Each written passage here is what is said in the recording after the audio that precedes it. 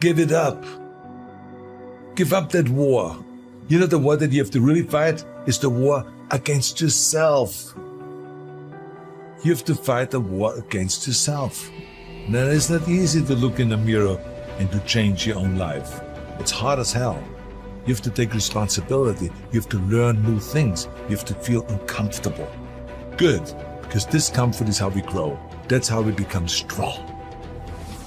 If you run away from discomfort and resistance your whole life, you will always be weak. And most people don't like being uncomfortable. If you don't want to be uncomfortable, please do not pursue success, because success is a very uncomfortable feeling. And I learned to be comfortable being uncomfortable. Your comfort zone is irrelevant. What matters is, what are you trying to do with your life? Future you is going to give you advice on what to stop, what to start, on what a more courageous action would be. What's the first thing they would tell you to be or do to be more courageous? You ain't gonna have much of a life. If you play it safe, you won't have much of a life. Life is risk. It take courage to pursue your dream. Now, it's gonna cost you something. Most people are not willing to pay what it costs to go after your dream, because you're gonna have to hurt a little bit. And those are the times when you want to run and hide. You gotta be able to find energy. You gotta make up games, make up tricks, make up whatever you can to get to the next evolution of life. All successful people, if they fail by trying greatly, not by playing it safe and wishing and hoping that everything will work out all right in the future. What they do is they take great risks with no guarantee of success, and so can you. Rich people don't sleep 8 hours a day. That's a third of your life. You cannot be sleep 8 hours a day. We do not retreat. We do not give up. We do not surrender. And the reason why most of you are not successful is because every single time stuff not going your way, you give up, you quit, you let go, and people feel weakness. They feel it. You can feel when somebody's not committed, when they're not all in, when they're not dedicated. If you want freedom, there's going to be an element of risk. There's going to have to be sacrifices made. There's going to have to be late nights, extra hours, persistence, and most importantly, growth. If you don't become someone else, you will not be able to earn your freedom. The person you are right now might not be good enough for the life you want. If you really want it, you're going to have to become someone else. The voice in my head said, you know what, man? You're gonna die never even trying to reach your full potential. And how's that gonna feel? So I'm gonna live even while I'm dead. I'm gonna be, because I believe in a higher power, whatever it may be. I don't know what it is. I believe that your mind lives forever. Some spirit, something lives forever. I'm gonna be haunted by the mere fact that I literally just, that's what I was. You wasted that life. That's what I was, man. And you look back and here lies David Goggins, a punk. That's it. And I get to live. So whatever heaven or hell is, you're in hell the rest of your life. The rest of your life.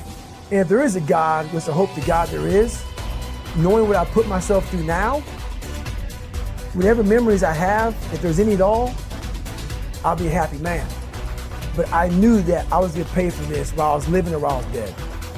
I was gonna pay for this, because basically to me, it was a huge sin. I'm basically just gonna sit here and just be a comfortable man and not even try. Wasting your life is a sin, It's right? a sin. It is. I'm not even gonna try. I want you to get over this notion that I find so annoying that so many people have, that success and power in life is dependent on something like genetics. Like some people are born with a larger brain, or they have wealthy parents who are able to send them to the right school, or it's all a matter of luck. What really makes people successful and powerful in life, and it's not just me saying this, I read hundreds of books on the subject, what makes people successful is their degree of motivation. Yeah, I could repeat it 100 times, but it's true every time I say it. When you are motivated, when you feel yourself emotionally engaged in the subject, you learn faster. You learn what would take somebody 10 years to learn, you can learn in 2 years. When you feel emotionally engaged with something, you're able to push past all the obstacles. The sense that it's genetics or the size of our brain or our parents' money, you can't control any of that, obviously. And they can become kind of crutches for some people. But the amount of motivation you feel, the emotional connection you have to what you're studying or doing, that is something within your control. That is something you can choose to take. And it is, you're going to find people giving you all kinds of great advice about your careers, about where you should go, you know, your MBA, etc. But if there's one piece of advice that I think is more important than that, it is this idea of following these natural inclinations and creating your own career path and finding a way to engage those deepest motivating parts of your psyche. Unhappiness is simply the lack of progress toward a preset goal. If you're not making progress, see, that's when unhappiness sets in. But here's where happiness begins: making progressive progress. You don't have to arrive all at once. You don't have to have it immediately. But as long as you're making progress, as long as progress is part of your experience now, it is a fantastic source of inspiration. Now here's the next one. Source of inspiration, and that is achieving. When you finally have arrived at that goal that you set. I want to have this much experience and be able to do this by 30 days from now, 60 days from now, 6 months from now. And finally, that 6 months passes, and there you are. Finally, the time passes, and you have it. Finally, the time passes, and the skill is now beginning to be polished, and it is so unique and effective. Achieving is an incredible source of inspiration. But here's what we notice. When you do achieve, whatever you set out in the beginning, where you decided and planned and you got started and you progressed, when you finally achieve, that achievement is not much more inspiration than when you decided. It's a different kind of inspiration. It's a different kind of feeling to having arrived. Knowing that you've got many other objectives to accomplish, many other places you want to go, things you want to do, the person you want to become. But at least I've got this one. You know, I've done this one. As the saying on the wall of the inner city school reads, God don't make no junk. Each person is capable of achieving excellence in some way, in some area. You have within you, right now, the ability to function at genius or exceptional levels in at least one, and perhaps several different intelligences. Your job is to find out what it could be for you. Your responsibility to yourself is to cast off all these self-limiting beliefs and accept that you are an extraordinarily capable and talented person. You are engineered for greatness and designed for success. You have competencies and capabilities that have never been tapped.